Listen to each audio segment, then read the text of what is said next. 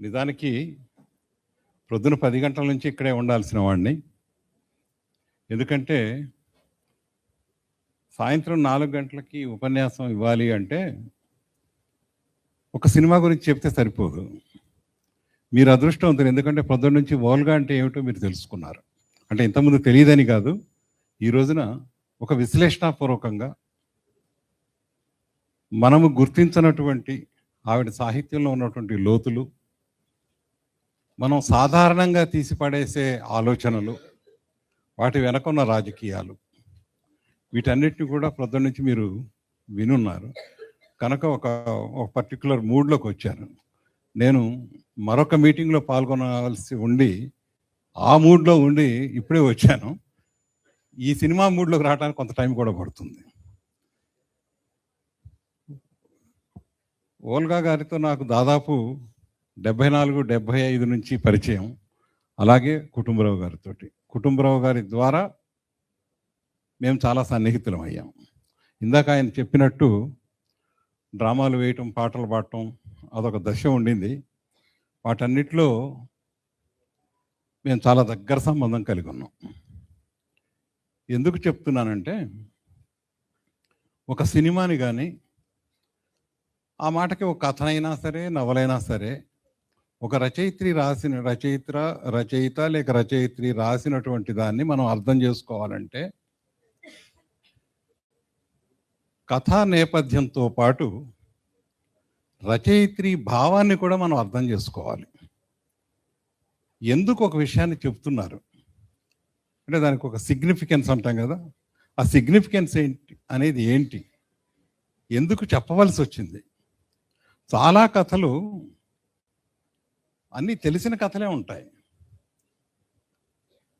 కానీ కొత్తగా వీళ్ళు ఏం చెప్పాలి, ఆ కథ ఎందుకు చెప్తున్నారు మనకి, ఇది మనం ప్రేక్షకుడిగా ఆలోచించుకోవాల్సిన విషయం. ఒకే సంఘటన నీ కళ్ళ ముందు జరిగింది, నా కళ్ళ ముందు జరిగింది, వాళ్ళ కళ్ళ ముందు జరిగింది. దానికి మనం రియాక్ట్ అవుతున్నటువంటి పద్ధతిలో మన ఆలోచన విధానం, ఒక విధమైనటువంటి సంస్కారం, ఒక విధమైనటువంటి భవిష్యత్ దర్శనం, ఈ మూడు కలిసి ఉంటాయి. ఖచ్చితంగా కుటుంబరావు గారు డైరెక్ట్ చేసినటువంటి ఓల్గా గారి కథలన్నిటిలో కూడా ఒక బ్రహ్మాండమైనటువంటి తపన అనేది ఒకటి ఉంది. ఫస్ట్ ఆఫ్ ఆల్ అది మనం గుర్తించాలి. ఆ తపనని మైనస్ చేస్తే దాన్ని మనం అర్థం చేసుకోలేం. ఏమిటి ఆ తపన? ఇవాళన్న జీవితం సరిగ్గా లేదు, దీన్ని సరైన పట్టాల మీదకి ఎక్కించాలి, సరైన పద్ధతుల్లోకి తీసుకెళ్ళాలి. ఇది సరిగ్గా లేదనేది మనందరం కూడా గుర్తిస్తాం. ఎక్కడ సరిగ్గా లేదు, ఏది సరి చేసుకుంటే మనం ఇంతకంటే కొద్దిగా ఉన్నత స్థాయి జీవితాన్ని గడపగలం అనే ఆలోచన, కాస్త లోతైన పరిశీలన, విశాలమైనటువంటి దృక్పథం, ఒక సామాజిక అవగాహన, అన్నిటికంటే మించి వ్యక్తి లోపలికి చూడగలిగిన దృష్టి ఉన్నవాళ్ళు మాత్రమే చెప్పగలుగుతారు. ఈ 4 లక్షణాలు ఓల్గాలో చాలా పుష్కలంగా ఉన్నాయని నేను కొత్తగా చెప్పక్కర్లేదు. ఆమె 2 మాటలు ఎప్పుడు వాడుతుంటారు. ఒకటి స్నేహం, 2 ఇష్టం లేక ప్రేమ. ఆమె ఉపన్యాసం చెప్పినా ఈ 2 పదాలు వస్తాయి, ఒక కథ చెప్పినా ఈ 2 పదాలు వస్తాయి. అంటే ఆవిడ రచనా వ్యాసంగానికి లేక సినిమాలు తీయటానికి, కథలు చెప్పటానికి, టీవీలో పనిచేయటానికి, దేనికైనా కానీ మనిషి మీద తనకున్న ప్రేమ, మనిషి జీవితాన్ని ఇంతకంటే చక్కటి విలువలు కలిగిన జీవితంగా మార్చాలి అనే ఇష్టం. ఈ 2 వదిలేసి మనం విమర్శకులు అని చేతిలో కలం ఉందని చెప్పి ఇష్టం వచ్చినటువంటి సమీక్షలు చేస్తూ ఉంటాం. అందుకే నేనన్నాను, రచయిత లేక రచయిత్రిని కొంచెం అర్థం చేసుకొని ఆ విషయం ఏ పర్స్పెక్టివ్లో చెప్పారు అనేది మనం చెప్పాలి. ఈ నేపథ్యం ఎందుకు చెప్తున్నానంటే, నన్ను మేడం గారు ఈ మధ్య వచ్చిన ఒక మంచి ప్రేమ కథ గురించి చెప్పమన్నారు. ఈ ఒక మంచి ప్రేమ కథ ఎవరి సంబంధము లేకుండా ఈ ఈటీవీలో వచ్చిన క్షణంలో నేను ఒక్కడనే కూర్చొని సినిమా చూసి ఒక అద్భుతమైనటువంటి లోకంలోకి వెళ్ళాను.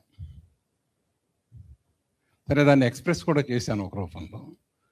ఒక నెల రోజులుగా చూస్తుంటే దాని మీద వ్యాఖ్యానాలు, చాలా మంచి అప్రిసియేషన్ తోటి ఉన్నటువంటి సమీక్షలు చాలా వచ్చాయి. చాలామంది అభిప్రాయపడ్డారు. కానీ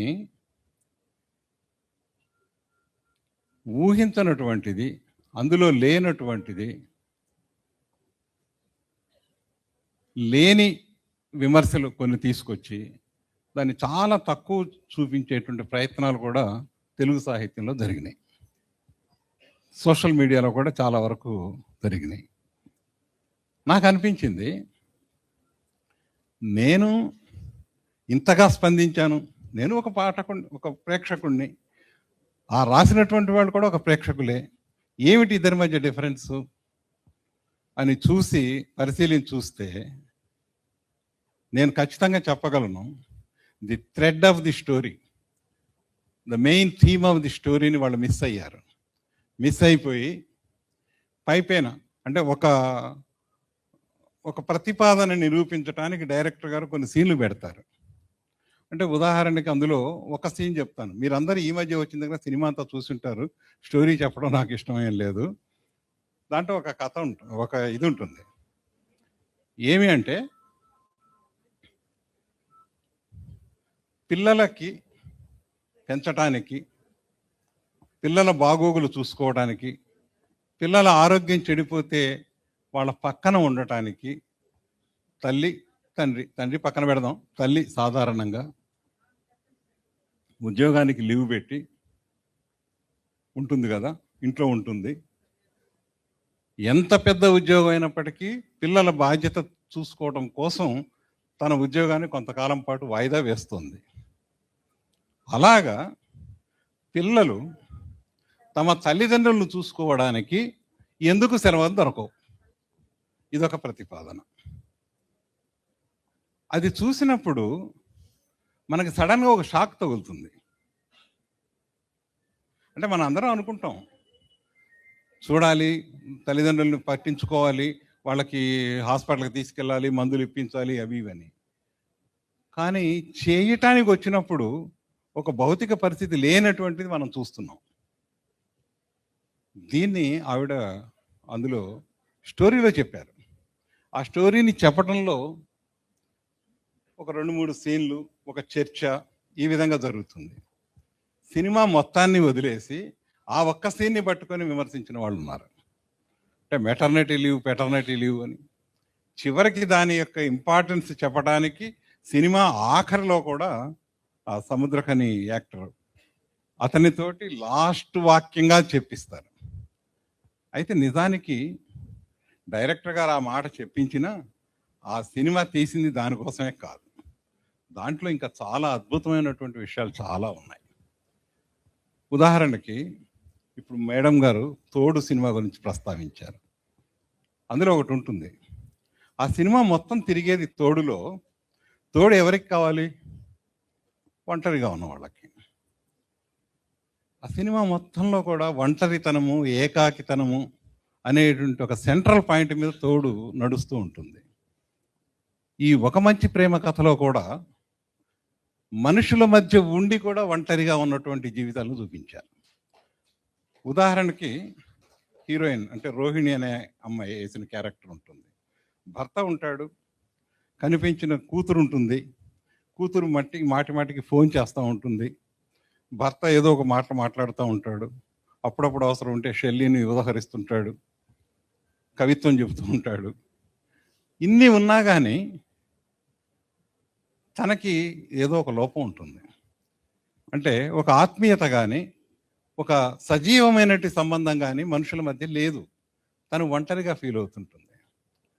అదే ఒక సైకియాట్రిస్ట్ ద్వారా చెప్పిస్తారు. మీరు ఒక తీవ్రమైనటువంటి డిప్రెషన్లోకి పోయారు. ఆ డిప్రెషన్ ఎందుకు అంటే మనుషుల మధ్య టచ్ లేదు. మనుషుల మధ్య టచ్ లేదు. టచ్ అనగానే మనకు వేరే అర్థాలు కూడా వస్తాయి. సరే, ఆ టచ్ గురించి కూడా ఒక సీన్ ఉంది. నేను తెలుగు సినిమా చూసిన తర్వాత, అంటే నేను కూడా ఇందాక మన మిత్రుడు చెప్పినప్పుడు చాలా సినిమాలు చూస్తాను.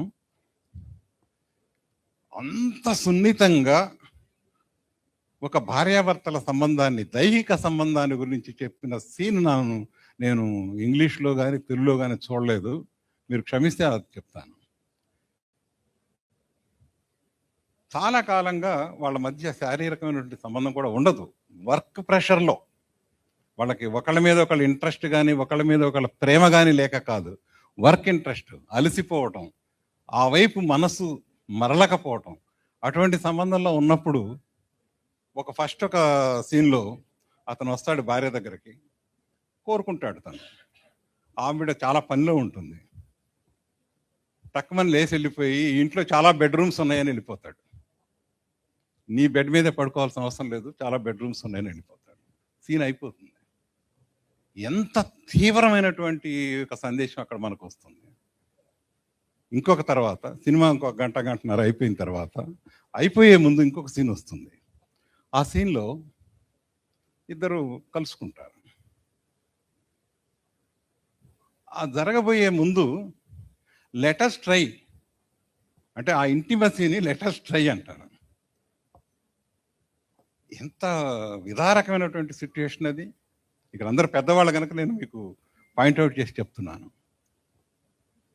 అయిపోతుంది. This is more horrible than the previous ఉంటుంది ఆవిడ.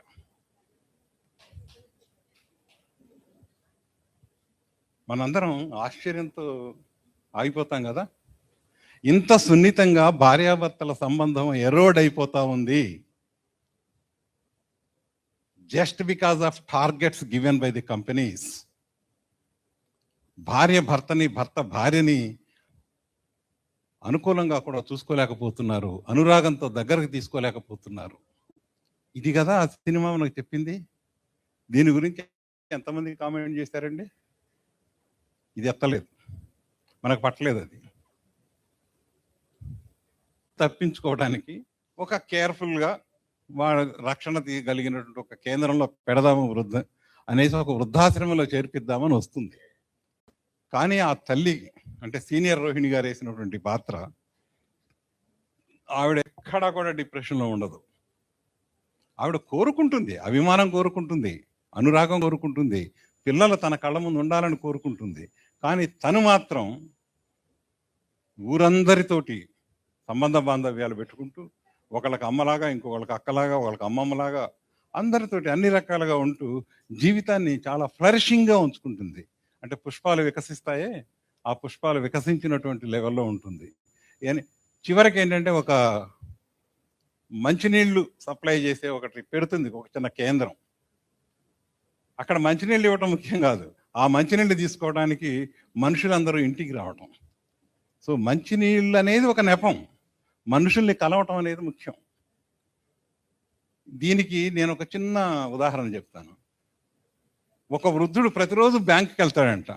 2 రూపాయలు తీసుకుంటాడు, 5 రూపాయలు వేస్తాడు. ఎందుకయ్యా నువ్వు రోజు బ్యాంక్ వస్తున్నావు, ఇంట్లో కూర్చొని వేయొచ్చు కదా, ఇక్కడికి వస్తావంటే, లేదు సార్ ఇక్కడికి వస్తే మీతో మాట్లాడుతున్నాను, దారిలో వచ్చేటప్పుడు ఆటో అతనితో మాట్లాడుతున్నాను, నాకు 2 రూపాయలు ముఖ్యం కాదు, 5 రూపాయలు వేయటం ముఖ్యం కాదు, మనుషులతో మాట్లాడటం ముఖ్యం. ఆ సీన్ గుర్తొచ్చింది నాకు. అట్లా చాలా చాలా సున్నితమైనటువంటి అంశాలని ఈ మరో మంచి ప్రేమ కథ మనకి చూపిస్తుంది. అందుకని తప్పనిసరిగా ఆ సినిమా చూడాలి. అయితే ఎందుకు చెప్పానంటే, ఉద్యోగ బాధ్యతల్లో నలిగిపోతూ ఒంటరిగా ఫీల్ అయిపోతున్నటువంటిది యువతరం. తమ బాధ్యతల్ని, ఏం బాధ్యతలు లేవు, తమ జీవితాన్ని సమాజంతో, మనుషులతో కలిసి పంచుకుంటూ ఆనందంగా నడుస్తున్నది వృద్ధతరం. ఇది కాంట్రాస్ట్ అక్కడ చూపించింది. అయితే ఈ ఒంటరితనం అనేది తోడులో ఉందే, అక్కడ ఒక చిన్న డైలాగ్ చెప్తాను. ఈ మేడం చెప్పారు, గంగాధరం అనే వ్యక్తి విజయలక్ష్మి గారి దగ్గరకు వచ్చి అడుగుతాడు, మీరు ఒంటరిగా ఉన్నారు, నేను ఒంటరిగా ఉన్నాను, మన ఇద్దరం కలిసి ప్రయాణం చేస్తే ఎలా ఉంటుంది అంటే, పెళ్లి చేసుకుందాం అనే మీనింగ్తో అడుగుతాడు. ఆవిడ నవ్వి మీరు ఒంటరేమో కానీ నేను ఒంటరి కాదు అంటుంది. ఎందుకు ఒంటరి కాదు? నేను చక్కగా హాయిగా నాకు కావాల్సినటువంటి వస్తువులు వంటలు చేసుకొని తింటున్నాను, నా ఉద్యోగం నేను చేసుకుంటున్నాను, నా పిల్లలతో మాట్లాడుతున్నాను, స్కూల్ పిల్లలతో మాట్లాడుతున్నాను, నాకు ఇష్టమైన వాళ్ళతో స్నేహం చేస్తున్నాను, నాకు ఇష్టమైనటువంటి సాంస్కృతిక కార్యక్రమాలకు వెళుతున్నాను. ఇవన్నీ నన్ను ఉంటే నేను ఒంటరి కాదు, మీరు ఒంటరి అయి ఉండొచ్చు. ఇది డిఫరెన్స్. ఒకే సిట్యుయేషన్ని ఇద్దరు ఏ విధంగా మార్చుకున్నారు, ఇక్కడ ఆడ మగ అనేది పక్కన పెట్టుకొని ఇది చూద్దాం. అలాగే ఆ సినిమా లాస్ట్ డైలాగ్ ఒకటి ఉంది,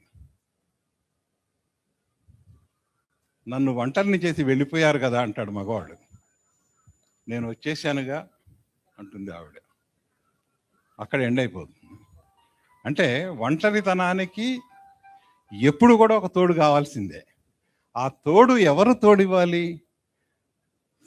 ఒకే రకమైనటువంటి అభిరుచులు కలిగినటువంటి వాళ్ళు, ఒకళ్ళ పట్ల ఒకళ్ళ సానుభూతి కలిగినటువంటి వాళ్ళు, ఒకళ్ళ మీద ఒకళ్ళు సానుతాపం చూపించుకోగలిగినటువంటి వాళ్ళు. ఇలాంటి మానవీయ విలువలని అన్ని సినిమాల్లో కూడా చూపించారు. అమూల్యంలో కానీ, గులాబీల్లో కానీ, నగరంలో పసివాడు కానీ, అసలు ఎందుకు భద్రం కొడుకులో కానీ మనిషి ఏ విధంగా ఉండాలని చెప్పటం. ఈ మరో మంచి ప్రేమ కథ కూడా అలాంటిదే. మరో మంచి ప్రేమ కథలో చాలా విమర్శలు వచ్చాయి, చాలా సమీక్షలు వచ్చాయి. ఇప్పుడు డైరెక్ట్గా ఉంది.